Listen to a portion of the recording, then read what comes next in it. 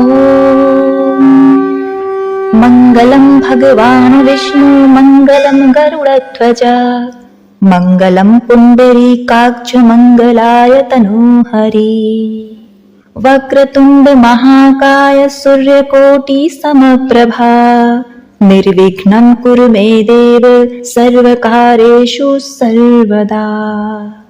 प्रेम से बोलिए श्री सत्यनारायण भगवान की जय। ओम नमो भगवते वासुदेवाय नमः। प्रिय भक्तों, सत्य को नारायण के रूप में पूजना ही सत्यनारायण की पूजा है। श्री सत्यनारायण व्रत को करने से जीवन में सुख, समृद्धि और संतोष की प्राप्ति होती है। सभी तरह के दुख, दरिद्र दूर हो जाते हैं। स्कंद पुराण के रेवा खंड में भगवान विष्णु ने स्वयं अपने मुख से इस कथा की महिमा के बारे में नारद जी को सुनाया। उन्होंने कहा कि यह एक ऐसा व्रत है जिसे प्राणी मात्र को सुनने से ही लोक परलोक सुधर जाता है। मनुष्य को हजारों वर्षों किए गए यज्ञ के बराबर पुण्य फल की प्राप्ति होती है। धन, संपत्ति, कारोबार तथा स्वास्थ्य में वृद्धि होती है। इस कली काल में भवसागर से पार लगाने वाला यह एकमात्र ऐसा महाव्रत है जिसे सुनने मात्र से तथा व्रत करने से श्री विष्णु अपने भक्तों के दुख को हर लेते हैं। स्कंद पुराण के अनुसार भगवान श्री हरि विष्णु भगवान सत्यनारायण का ही दूसरा रूप है और पूर्णिमा के दिन इस कथा को सुनने का बड़ा भारी महत्व होता है। यदि आप इस कथा को सुन रहे हैं तो पूरा सुने। इस कथा को आधा अधूरा नहीं छोड़ते, इससे विष्णु जी का अनादर होता है। तो प्रिय भक्तगणों, आप सभी भक्तगण बड़े ही प्रसन्न चित्त मन से इस पावन पौराणिक कथा को श्रवण करें तथा वीडियो को लाइक करके कमेंट में जय श्री हरि विष्णु अवश्य लिखें। यदि चैनल को सब्सक्राइब नहीं किया है तो सब्सक्राइब करके बेल बटन को भी दबाइएगा। तो चलिए भक्तगणों, श्रवण करते हैं यह पावन पौराणिक व्रत कथा। ओम नमो भगवते वासुदेवाय नमः। श्री सत्यनारायण व्रत कथा के अनुसार एक समय की बात है, नैमिषारण्य तीर्थ में शौनक आदि 88,000 ऋषियों ने श्री सूत जी से पूछा, हे प्रभु, इस कलयुग में वेद विद्या रहित मनुष्यों को प्रभु भक्ति किस प्रकार मिल सकती है तथा उनका उद्धार कैसे होगा? हे मुनि श्रेष्ठ, कोई ऐसा तप बताइए जिससे थोड़े समय में ही पुण्य मिले और मनोवांछित फल भी मिल जाए। इस प्रकार की कथा सुनने की हम इच्छा रखते हैं। सर्वशास्त्रों के ज्ञाता सूत जी बोले, हे वैष्णव में पूज्य, आप सभी ने प्राणियों के हित की बात पूछी है, इसीलिए मैं एक श्रेष्ठ व्रत को आप लोगों को बताऊंगा जिसे नारद जी ने श्री लक्ष्मी नारायण जी से पूछा था और लक्ष्मीपति ने मुनि श्रेष्ठ नारद जी से कहा था। आप सब इसे ध्यान से सुनिए। एक समय की बात है, योगी राज नारद जी दूसरों के हित की इच्छा के लिए अनेकों लोकों में घूमते हुए मृत्यु लोक में आ पहुंचे। वहां उन्होंने अनेक योनियों में जन्मे प्रायः सभी मनुष्यों को अपने कर्मों द्वारा अनेकों दुखों से पीड़ित देखा। उनका दुख देखकर नारद जी सोचने लगे कि कैसा यत्न किया जाए जिसके करने से निश्चित रूप से मानव के दुखों का अंत हो जाए।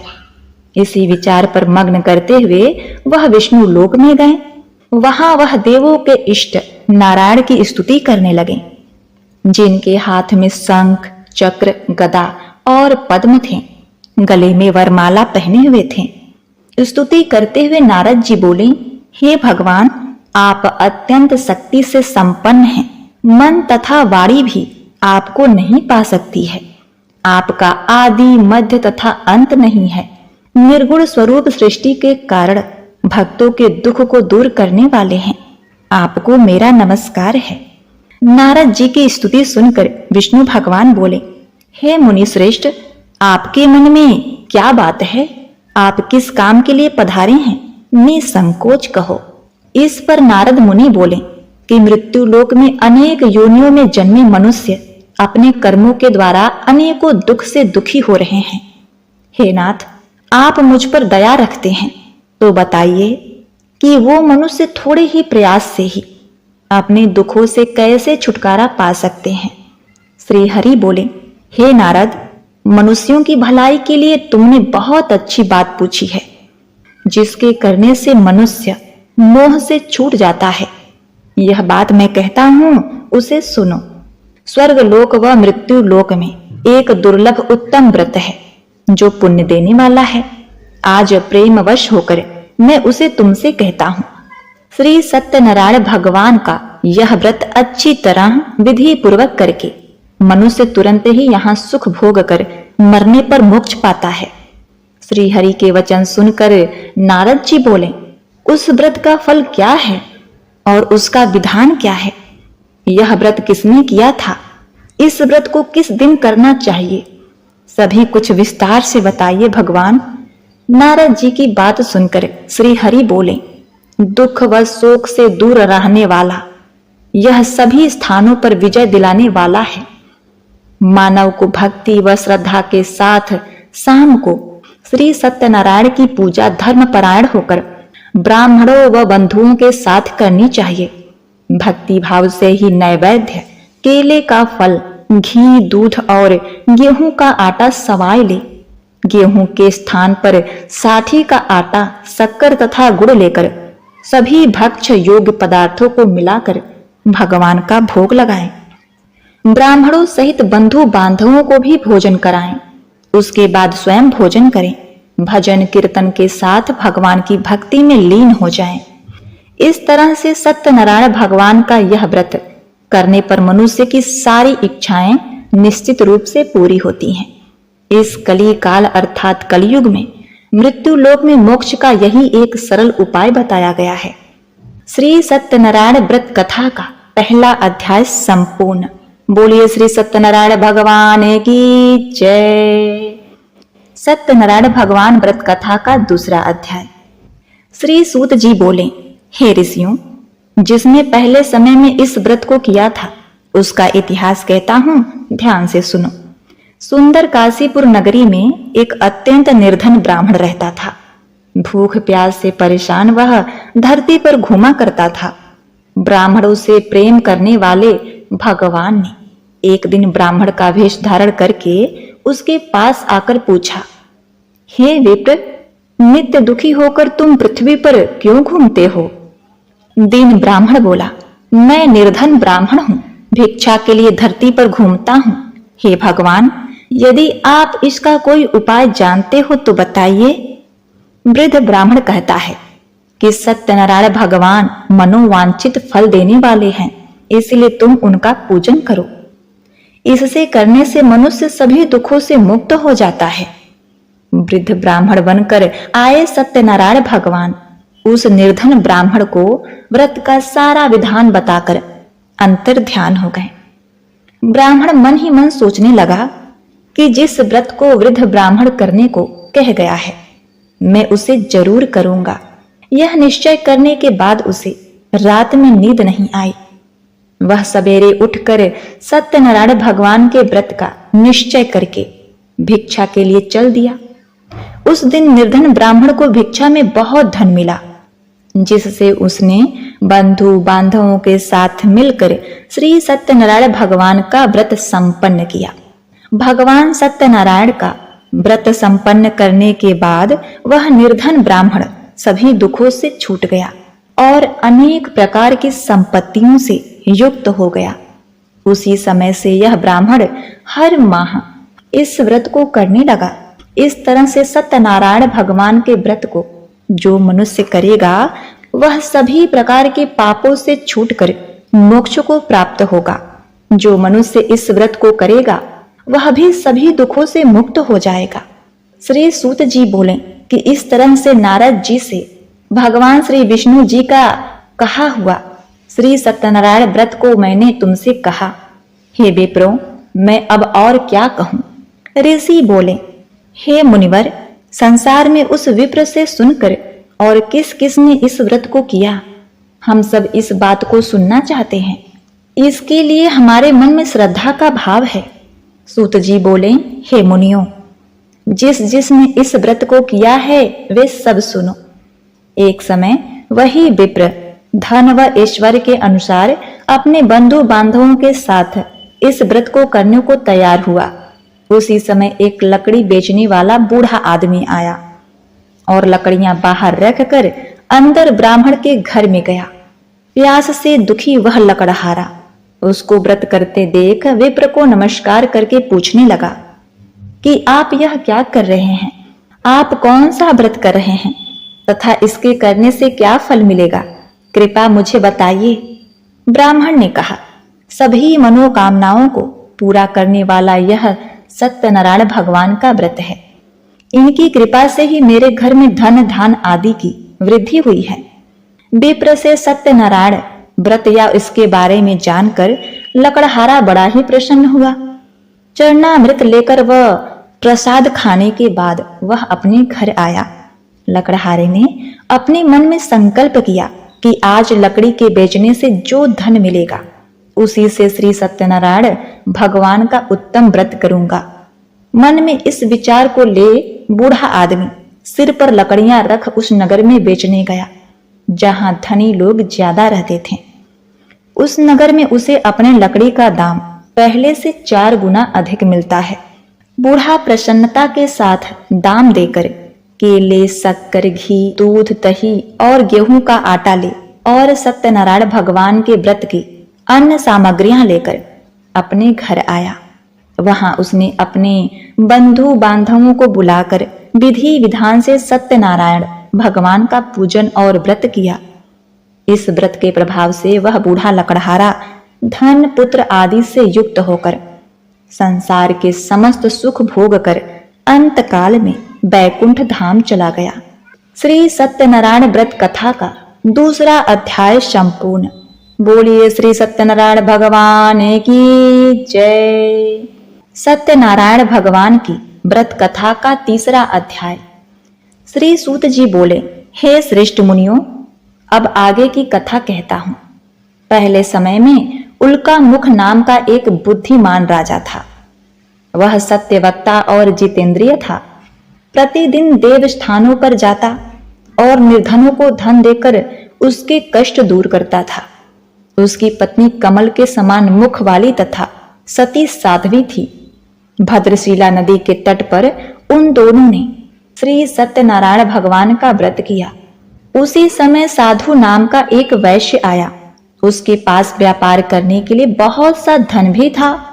राजा को व्रत करते देखकर वह विनय के साथ पूछने लगा, हे राजन, भक्ति भाव से पूर्ण होकर आप यह क्या कर रहे हैं? मैं सुनने की इच्छा रखता हूं, सो आप मुझे बताइए। राजा बोले, हे साधु, अपने बंधु बांधवों के साथ पुत्र आदि के प्राप्ति के लिए एक महाशक्तिमान श्री सत्यनारायण भगवान का व्रत व पूजन कर रहा हूं। राजा के वचन सुनकर साधु आदर से बोला, हे राजन, मुझे इस व्रत का सारा विधान कहिए।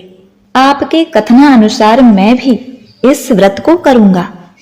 मेरी भी संतान नहीं है और इस व्रत को करने से निश्चित रूप से मुझे संतान की प्राप्ति होगी। राजा से व्रत का सारा विधान सुनकर व्यापार से निवृत्त होकर वह अपने घर गया।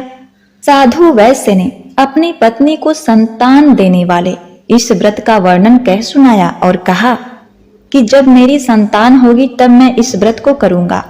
साधु ने इस तरह के वचन अपनी पत्नी लीलावती से कहे। एक दिन लीलावती पति के साथ आनंदित हो सांसारिक धर्म में प्रवृत्त होकर सत्यनारायण भगवान की कृपा से गर्भवती हो गई। 10वें महीने में उसके गर्भ से एक सुंदर कन्या ने जन्म लिया। दिनों दिन वह बढ़ने लगी जैसे कि शुक्ल पक्ष का चंद्रमा बढ़ता है। माता पिता ने अपनी कन्या का नाम कलावती रखा। एक दिन लीलावती ने मीठे शब्दों में अपने पति को याद दिलाया कि आपने सत्यनारायण भगवान के जिस व्रत को करने का संकल्प लिया था उसे करने का समय आ गया है। आप इस व्रत को करिए। साधु बोला, हे प्रिय, इस व्रत को मैं उसके विवाह पर करूंगा। इस प्रकार अपनी पत्नी को आश्वासन देकर वह नगर को चला गया। कलावती अपने पिता के घर में रहते हुए विद्या को प्राप्त करने लगी। साधु ने एक बार नगर में अपनी कन्या को सखियों के साथ देखा तो तुरंत ही दूत को बुलाया और कहा कि मेरी कन्या के योग्य वर देखकर आओ। साधु की बात सुनकर दूत कंचन नगर में पहुंचा और वहां देख ताक कर लड़की के सुयोग्य वर्णिक पुत्र को ले आया। सुयोग्य लड़के को देख साधु ने बंधु बांधवों को बुलाकर अपनी पुत्री का विवाह कर दिया। लेकिन दुर्भाग्य की बात ये कि साधु ने अभी भी श्री सत्यनारायण भगवान का व्रत नहीं किया। इस पर श्री भगवान क्रोधित हो गए और श्राप दिया कि साधु को अत्यधिक दुख मिले। अपने कार्य में कुशल साधु बनिया जमाई को लेकर समुद्र के पास स्थित होकर रत्नासारपुर नगर में आया। वहां जाकर दामाद ससुर दोनों मिलकर चंद्रकेतु राजा के नगर में व्यापार करने लगे। एक दिन भगवान सत्यनारायण की माया से एक चोर राजा का धन चुराकर भाग रहा था। उसने राजा के सिपाहियों को अपना पीछा करता हुआ देख चुराया हुआ धन वहां रख दिया जहां साधु अपने जमाई के साथ ठहरा हुआ था।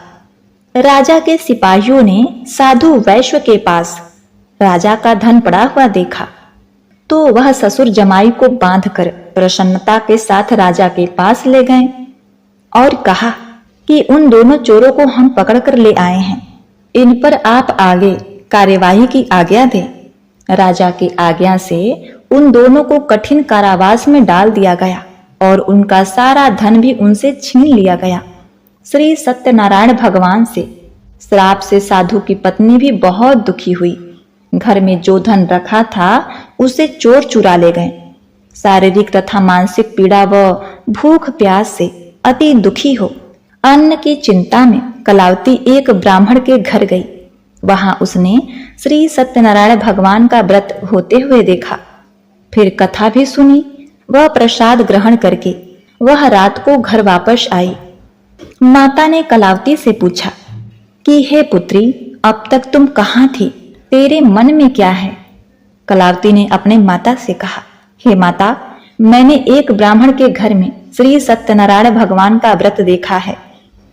कन्या के वचन सुनकर लीलावती भगवान के पूजन की तैयारी करने लगी। लीलावती ने परिवार व बंधुओं सहित सत्यनारायण भगवान का पूजन किया और उसने वर मांगा कि मेरे पति तथा जमाई शीघ्र घर आ जाएं। साथ ही यह भी प्रार्थना की कि हम सबका अपराध क्षमा करें। श्री सत्यनारायण भगवान इस व्रत से संतुष्ट हो गए और राजा चंद्रकेतु को सपने में दर्शन देकर कहा, हे राजन, तुम दोनों वैश्य को छोड़ दो। तुमने उनका जो धन लिया है उसे वापस कर दो। अगर ऐसा नहीं किया तो मैं तुम्हारा धन, राज व संतान सभी को नष्ट कर दूंगा। राजा को यह कहकर वह अंतर्ध्यान हो गए। अब प्रातः काल सभा में राजा ने अपना सपना सुनाया। फिर बोले कि वर्णिक पुत्रों को कैद से मुक्त कर सभा में बुलाओ। दोनों ने आते ही राजा को प्रणाम किया। राजा मीठी वाणी में बोला, हे महानुभावों, भाग्यवश ऐसा कठिन दुख तुम्हें प्राप्त हुआ है, लेकिन अब तुम्हें कोई भय नहीं। ऐसा कहकर राजा ने उन दोनों को नए वस्त्राभूषण भी पहनाए और जितना धन उनका लिया था उससे 2 गुना धन संपत्ति वापस कर दिया। दोनों वैश्य अपने घर को चल दिए। श्री सत्यनारायण व्रत कथा का 3रा अध्याय संपूर्ण। बोलिए श्री सत्यनारायण भगवान की जय। श्री सत्यनारायण भगवान की व्रत कथा का 4था अध्याय। श्री सूत जी आगे बोले, वैश्व ने मंगलाचार कर अपनी यात्रा प्रारंभ की और अपने नगर की ओर चल दिया। उसके थोड़ी दूर जाने पर एक दंडी भेषधारी श्री सत्यनारायण भगवान ने उससे पूछा, हे साधु, तेरी नाव में क्या है? अभिमानवश हंसता हुआ वह वर्णिक बोला, हे दंडी, आप क्यों पूछते हो? क्या धन लेने की इच्छा है? मेरी नाव में तो बेल व पत्ते भरे हुए हैं। वैश्व के कठोर वचन सुनकर भगवान बोले, तुम्हारा वचन सत्य हो। दंडी ऐसे वचन कहकर वहां से दूर चले गए। कुछ दूर जाकर समुद्र के किनारे बैठ गए। दंडी के जाने के बाद साधु वैश्व ने नित्य क्रिया के पश्चात नाव को ऊंचे उठते देखकर अचंभा माना और नाव में बेल पत्ते आदि देखकर मूर्छित हो जमीन पर गिर पड़ा। मूर्छा खुलने पर वह अत्यंत शोक में डूब गया। तब उसका दामाद बोला कि आप शोक ना मनाएं, यह दंडी का शाप है, इसलिए हमें उनकी शरण में जाना चाहिए, तभी हमारी मनोकामना पूर्ण होगी। दामाद की बात सुनकर वह दंडी के पास पहुंचा और अत्यंत भक्ति भाव नमस्कार करके बोला, मैंने आपसे जो भी असत्य वचन कहे थे उसके लिए मुझे क्षमा कर दें। ऐसा कहकर महान शोकातुर होकर रोने लगा। तब दंडी भगवान बोले, हे वर्णिक पुत्र, मेरी आज्ञा से बार बार तुझे दुख प्राप्त हुआ है, तू मेरी पूजा से विमुख हुआ है। साधु बोला, हे भगवान, आपकी माया से ब्रह्मा आदि देवता भी आपके रूप को नहीं जानते, तब मैं अज्ञानी कैसे जान सकता हूँ। आप प्रसन्न होइए, अब मैं सामर्थ्य के अनुसार आपकी पूजा करूंगा। मेरी क्षमा करो और पहले के समान नौका में धन भर दो। साधु वैश्य के भक्ति पूर्ण वचन सुनकर भगवान प्रसन्न हो गए और उसकी इच्छा अनुसार वरदान देकर अंतर ध्यान हो गए। ससुर जमाई जब नाव पर आए तो नाव धन से भरी हुई थी और फिर वही अपने अन्य साथियों के साथ सत्यनारायण भगवान का पूजन कर अपने नगर को चल दिया। जब नगर के नजदीक पहुंची तो दूत को घर पर खबर देने के लिए भेज दिया। दूत साधु की पत्नी को प्रणाम कर कहता है कि मालकिन, मालिक अपने दामाद सहित नगर के निकट आ गए हैं। दूत की बात सुनकर साधु की पत्नी लीलावती बड़े हर्ष के साथ सत्यनारायण भगवान का पूजन कर अपनी पुत्री कलावती से कहा कि मैं अपने पति के दर्शन को जाती हूँ, तू कार्य पूर्ण कर शीघ्र आ जा। माता के ऐसे वचन सुनकर कलावती जल्दी में प्रसाद छोड़कर अपने पति के पास चली गई।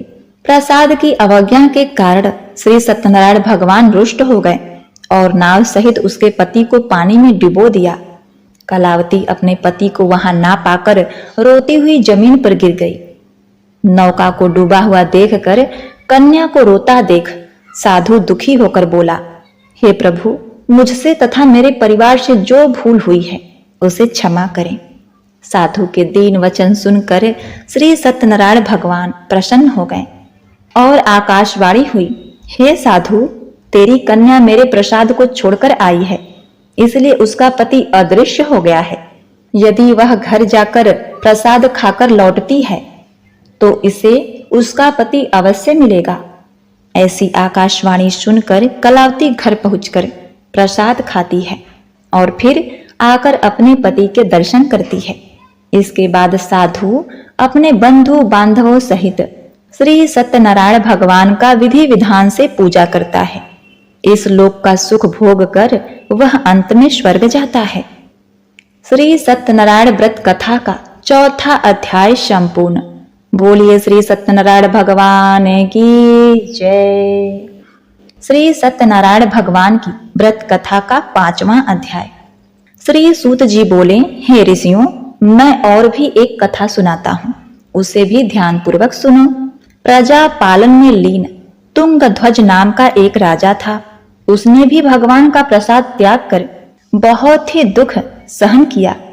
एक बार वन में जाकर वन पशुओं को मारकर वह बड़ के पेड़ के नीचे आया। वहां उसने ग्वालों को भक्ति भाव से अपने बंधुओं सहित सत्यनारायण भगवान का पूजन करते देखा। अभिमानवश राजा ने उन्हें देखकर भी पूजा स्थान पर नहीं गया और ना ही उसने भगवान को नमस्कार किया। ग्वालों ने राजा को प्रसाद दिया, लेकिन उसने वह प्रसाद नहीं खाया और वहीं छोड़कर वह अपने नगर को चला गया। जब वह नगर में पहुंचा तो वहां सब कुछ तहस नहस हुआ पाया, तो वह शीघ्र ही समझ गया कि यह सब भगवान ने ही किया है। वह दोबारा ग्वालों के पास पहुंचा और विधि पूर्वक पूजा करके प्रसाद खाया, तो श्री सत्यनारायण भगवान की कृपा से सब कुछ पहले जैसा हो गया। दीर्घ काल तक सुख भोगने के बाद मरणोपरांत उसे स्वर्गलोक की प्राप्ति हुई। जो मनुष्य परम दुर्लभ इस व्रत को करेगा तो भगवान सत्यनारायण की अनुकंपा से उसे धन्य धान की प्राप्ति होगी, निर्धन धनी हो जाता है और भय मुक्त हो जीवन जीता है। संतानहीन मनुष्य को संतान सुख मिलता है और सारे मनोरथ पूर्ण होने पर मानव अंत काल में बैकुंठ को जाता है। श्री सूत जी बोले, जिन्होंने पहले इस व्रत को किया है, अब उनके दूसरे जन्म की कथा कहता हूँ। वृद्ध शतानंद ब्राह्मण ने सुदामा का जन्म लेकर मोक्ष की प्राप्ति की। लकड़हारे ने अगले जन्म में निषाद बनकर मोक्ष प्राप्त किया। उल्का मुख नाम का राजा दशरथ होकर बैकुंठ को गया। साधु नाम के वैश्य ने मोर ध्वज बनकर अपने पुत्र को आरे से चीरकर मोक्ष पाया। महाराज तुंग ध्वज ने स्वयंभू होकर भगवान में भक्ति युक्त हो कर्म कर मोक्ष पाया। श्री सत्यनारायण व्रत कथा का 5वां अध्याय संपूर्ण। बोलिए श्री सत्यनारायण भगवान की जय। प्रिय भक्तगणों, श्री सत्यनारायण भगवान की कथा को सुनने के बाद अब आप भगवान श्री सत्यनारायण जी की आरती को सुनते हुए कथा का समापन करते हैं। इसको सुनने के बाद ही कथा पूर्ण मानी जाती है। जय लक्ष्मी रमणा, श्री लक्ष्मी रमणा, सत्यनारायण स्वामी, सत्यनारायण स्वामी, जनपातक हरड़ा।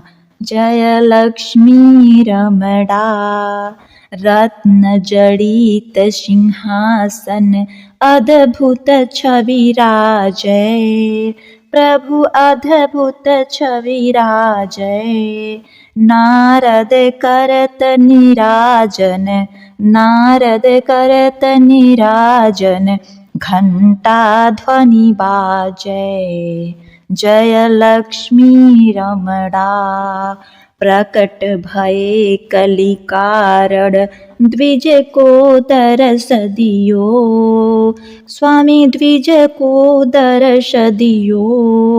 बूढ़े ब्राह्मण बन कर, बूढ़े ब्राह्मण बन कर, कंचन महल कियो। जय लक्ष्मी रमणा, दुर्लभ भील कठारो, जिन पर कृपा करी, प्रभु जिन पर कृपा करी। चंद्रचूर्ण एक राजा, चंद्रचूर्ण एक राजा, जिनकी विपत्ति हरी। जय लक्ष्मी रमणा, वैश्व मनोरथ पायो, श्रद्धा तज दीन्ही, प्रभु श्रद्धा तज दीन्ही। सो फल भाग्यो प्रभु जी, सो फल भाग्यो प्रभु जी, फिर स्तुति कीन्ही। जय लक्ष्मी रमणा, भाव भक्ति के कारण छिन छिन रूप धर्यो, प्रभु छिन छिन रूप धर्यो। श्रद्धा धारण कीन्ही, श्रद्धा धारण कीन्ही, तिनको काज सर्यो। जय लक्ष्मी रमणा, ग्वाल बाल संग राजा वन में भक्ति करे, प्रभु वन में भक्ति करे। मन वांछित फल दीन्हो, मन वांछित फल दीन्हो, दीन दयालु हरि। जय लक्ष्मी रमणा, चढ़त प्रसाद सवायो, कदली फल मेवा, प्रभु कदली फल मेवा। धूप दीप तुलसी से, धूप दीप तुलसी से, राजी सत्य देवा। जय लक्ष्मी रमणा, सत्यनारायण जी की आरती जो कोई नर गावे, प्रभु जो कोई नर गावे, तन मन सुख संपत्ति, तन मन सुख संपत्ति, वांछित फल पावे। जय लक्ष्मी रमणा, जय लक्ष्मी रमणा, श्री लक्ष्मी रमणा। सत्यनारायण स्वामी, सत्यनारायण स्वामी, जनपालक हरड़ा। जय लक्ष्मी रमणा। ओम भगवते वासुदेवाय नमः। जय श्री हरि। बोलो सत्यनारायण भगवान की जय। हे श्री सत्यनारायण भगवान, हे विष्णु जी, आप अपने सभी भक्तों पर कृपा दृष्टि बनाए रखिएगा। इस कथा कहानी को सुनने वाले, कहने वाले और हुकारा भरने वाले सभी को सुख संपत्ति और मनोवांछित फल की प्राप्ति कराना, शक्ति, मुक्ति और भक्ति देना। ओम नमो भगवते वासुदेवाय नमः। प्रिय भक्तगणों, उम्मीद करती हूँ आज की हमारी यह श्री सत्यनारायण भगवान की कथा आपको बहुत ही पसंद आई होगी। प्रिय भक्तों, आपसे अनुरोध है कि आप हमारे इस चैनल से जुड़े हैं, आपको हमारी कथा कहानियां पसंद आती हैं, तो आप हमारे चैनल को ज्वाइन भी कर सकते हैं। ऐसा करने से हमें और आध्यात्मिक तथा ज्ञानवर्धक कहानियां बनाने की प्रेरणा मिलती है तथा हमारे चैनल की प्रचार प्रसार में सहायता मिलती है। आपका यह योगदान हमारे लिए बहुत ही महत्वपूर्ण है, तो इसलिए ज्वाइन बटन पर क्लिक करके आप हमें ज्वाइन भी कर सकते हैं। साथ ही बेल बटन को दबाकर चैनल को सब्सक्राइब कर लीजिए। कमेंट में जय श्री हरि विष्णु अवश्य लिखिएगा। आपका जीवन आनंद पूर्वक रहे। भगवान भोलेनाथ, भगवान विष्णु की कृपा आप पर सदा सर्वदा बनी रहे। जय श्री कृष्ण। ओम नमो भगवते वासुदेवाय नमः।